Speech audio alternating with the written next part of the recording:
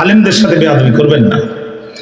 যারা আলেম আছেন 30 পারা কোরআন, যারা প্রত্যেকটা লাইন কোথায় গুন্না, কোথায় ইকলাব, কোথায় টান 2 আলিফ, কোথায় 1 আলিফ, কোথায় 3 আলিফ, কোথায় কোন হরফ গোপন করা লাগবে, গোটা 30টা পারা কোরআনের প্রতিটা শব্দের প্রতিটা জায়গায় যারা এভাবে মুখস্থ রাখতে পারে, ডাক্তার ইঞ্জিনিয়ার হওয়া তাদের জন্য একদম নাথিং ব্যাপার।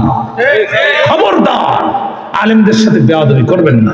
এদের মতো মেধাবী, এদের মতো সূর্য সন্তান এই পৃথিবীতে আসমানের নিচে জমিনের উপরে আর নাই।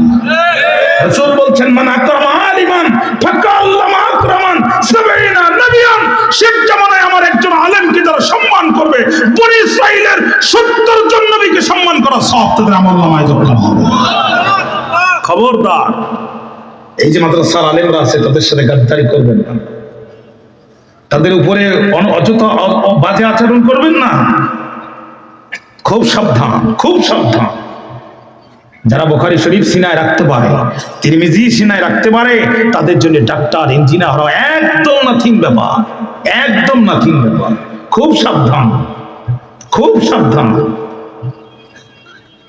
আরবিতে একটা কথা আছে, প্রবাদ বাক্য, কোরআন না হাদিস না, তাআদ্দাবু সুম্মা তাআল্লামু। আগে ভদ্র হও, তারপরে ইলম অর্জন করো। পৃথিবীর সব কিতাবের ইলম তোমার সিনার মধ্যে, কিন্তু তুমি ভদ্র না, তোমার ওই ইলম দিয়ে জাতির 5 পয়সা উপকার হবে না। আগে ভদ্র হও।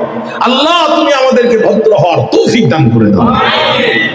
একটি উদাহরণ দিই ভদ্রতা সম্পর্কে, যদি আপনাদের কষ্ট না হয়। হযরত আব্বাস রাদিয়াল্লাহু তাআলা রাসূলের চাচা, রাসূলের বয়সে নবীজির বড়, বয়সে নবীজির বড়। সাহাবীরা তারা একটু বুদ্ধির পেঁয়াজ দিয়ে আটকায় ধরছে, আচ্ছা আজকে আপনি না আমাদের নবীজির চাচা? বলছে তাই তো। আপনি না নবীজির বড়? কে বড়, আপনি বড় নাকি আমাদের রাসূল বড়?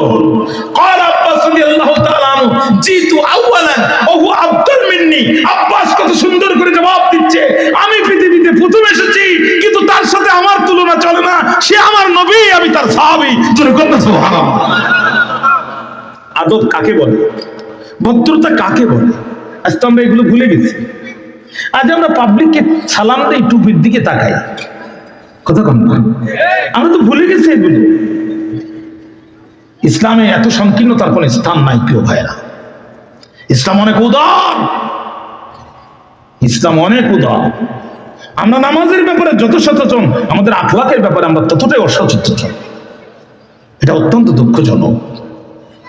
আমাদেরকে উদার হতে হবে, কলিজা আটলান্টিক আর প্রশান্ত মহাসাগরের মতো প্রশস্ত করতে হবে।